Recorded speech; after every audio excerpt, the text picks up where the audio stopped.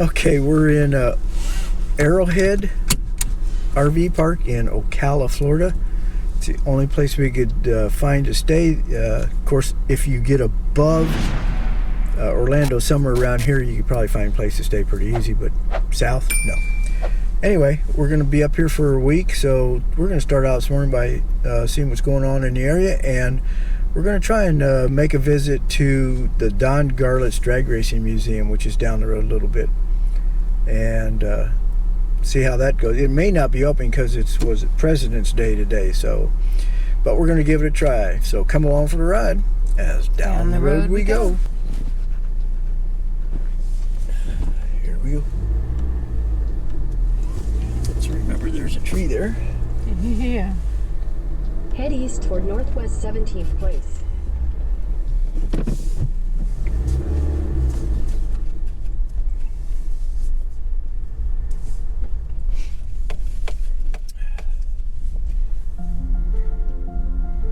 After leaving the campground, we took a ride on State Road 27, and the on-ramp to I-75 was just down the street. So we went south on I-75, and it was only about 2 or 3 miles, I think, till we got off to see the Don Garlits Museum.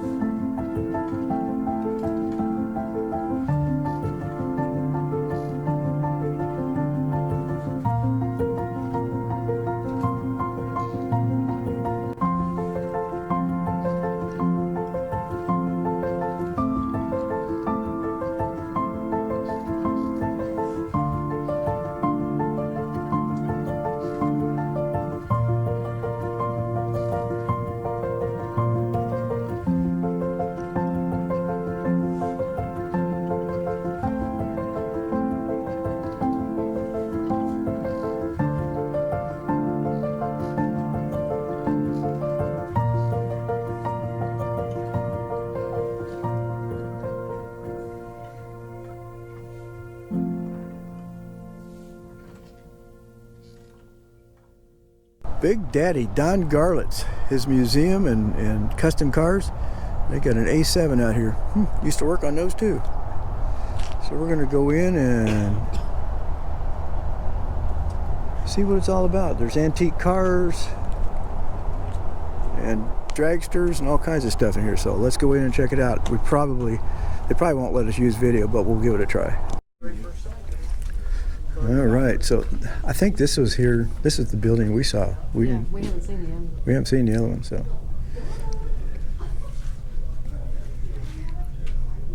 A lot of memorabilia in here.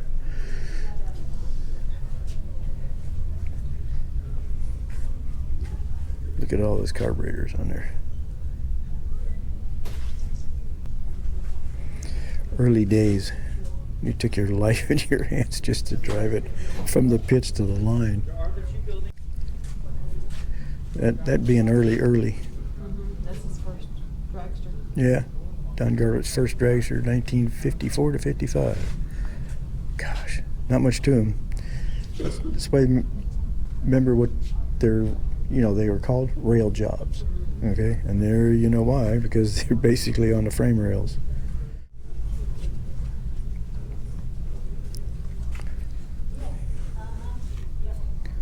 The Sidewinder. If you notice, the engine's in there sideways. It says the engine was mounted sideways to take advantage of the engine torque to cause the rear wheels to have more traction. Well, now here's something I did not know. Well, 82 to 83, that's probably why. A turbine dragster. Powered by T5810. Yeah, he was involved with the Navy big time.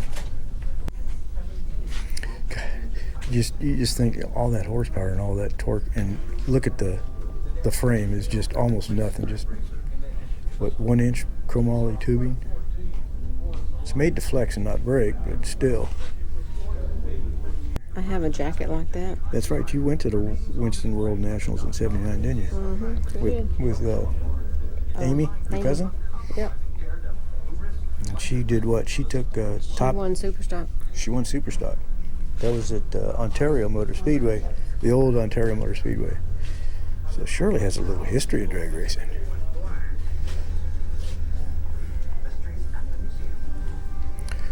It was a fun week. I'll bet it was.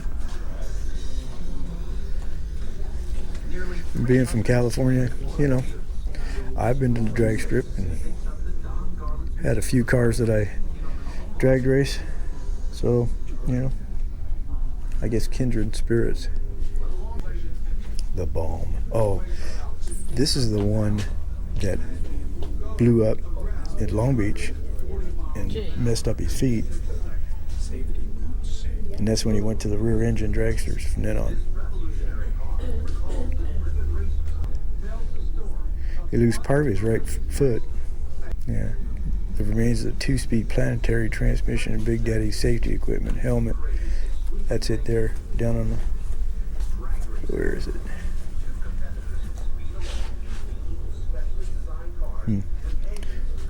So a car like this cut in half. If you can see the picture here.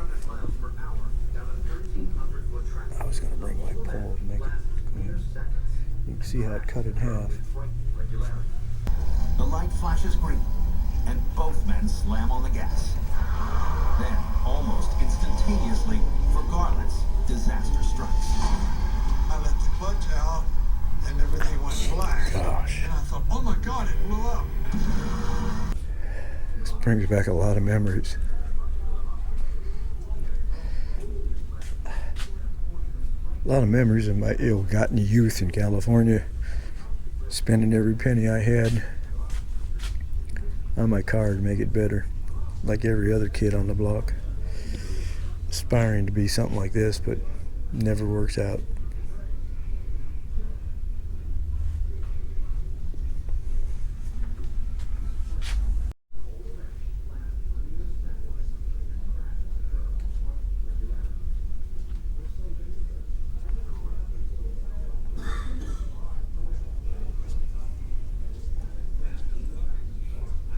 Now that's a lot of dragsters.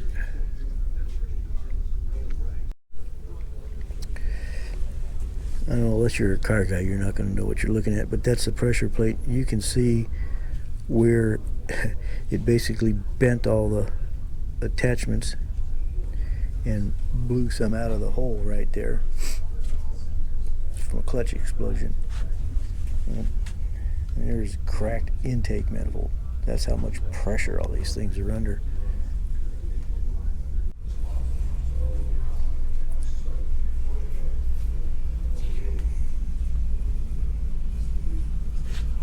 It's their first try at ground effects with the tunnel underneath, but the car was too heavy. Just Moved it up. no, it was just said it was not entirely successful. However, Don won the 1980 AHRA World Championship with Godzilla. At 1,700 pounds, the car was just too heavy. Yeah. It went fast though, 5.75 and a quarter. Shirley, where'd you go? Look at this with the wing on it. Mm-hmm. Give it more downforce right in the center. It's a strange car. Look at this piston. Did you see his piston? I think it got a little hot and kind of broke. Yeah. That's what you call some trophies.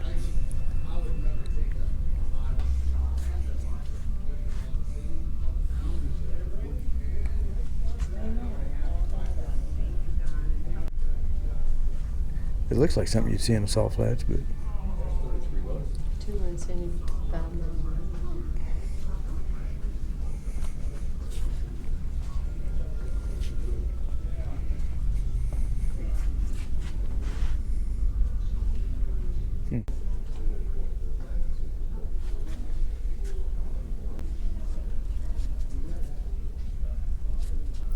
not much there. Gas pedal, handbrake, steering wheel.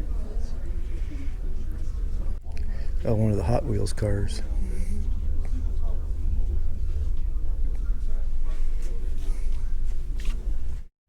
Okay, this is Swamp Rat 14.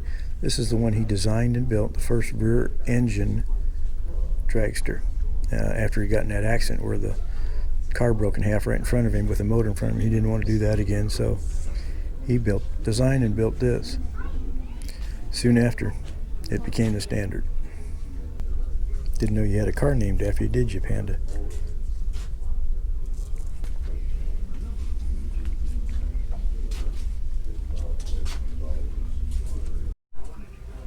Shirley Muldowney.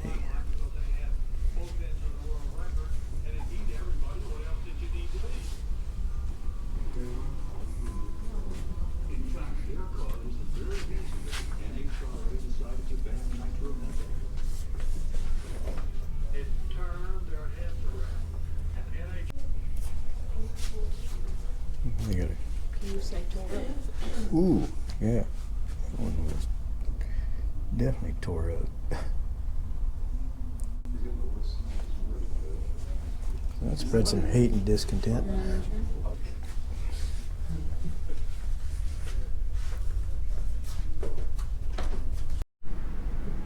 Just a fiberglass body of one of John Force's cars.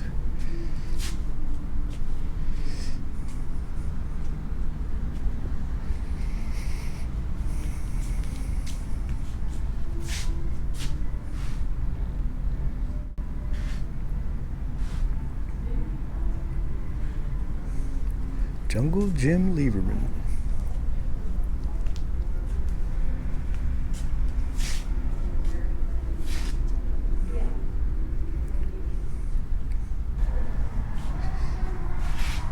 Shirley, you think maybe it's got a jet engine in it?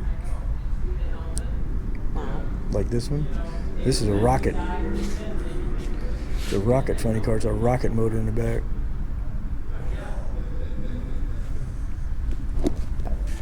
I wonder if this is the one that he got stood straight up in the air.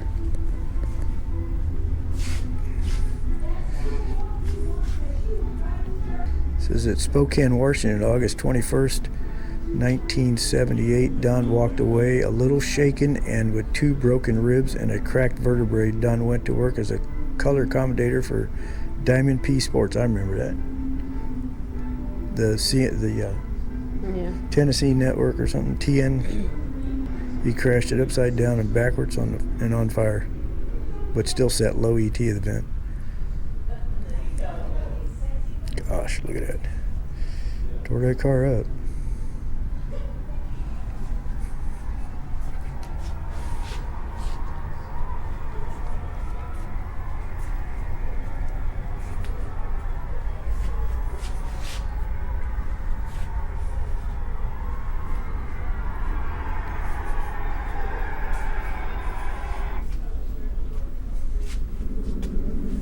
There's the run.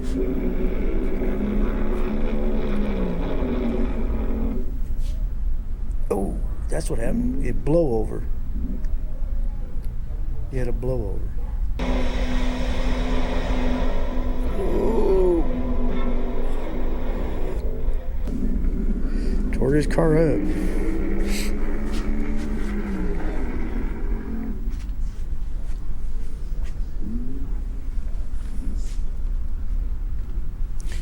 And look, it's just foam and fiberglass, and you wonder how that withstood all the downforce at 200 something miles an hour. Jeez. Talk about a chop job. How would you see out the front of that? I like this here. I'd drive that on the street. 409. She's so fine, my 409. I always thought the Willies were just such a cool body. It's almost like they were made for drag racing.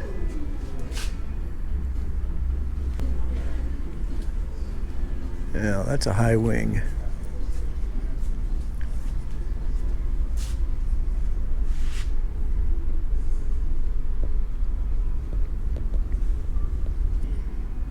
There's one big wing on them things.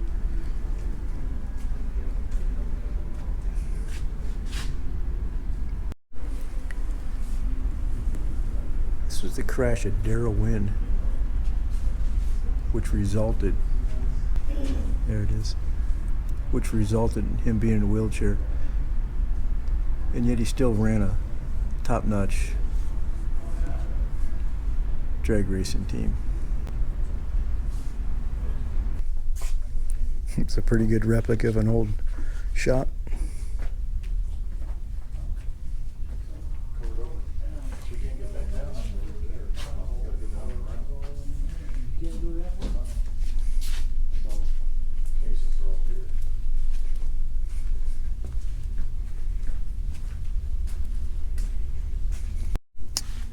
Well, you knew I had to find a Corvair here and there. That's a convertible, obviously. That's a 65.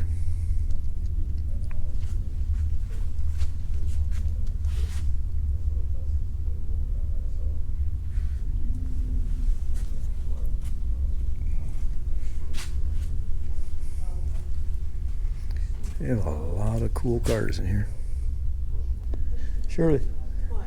this car here is 1966 Dodge Coronet, 4-door, the white one, 426 Hemi, 2-barrel carb, 2 4-barrel carbs, automatic, AM radio, bench seats, originally ordered by the FBI. Jeez.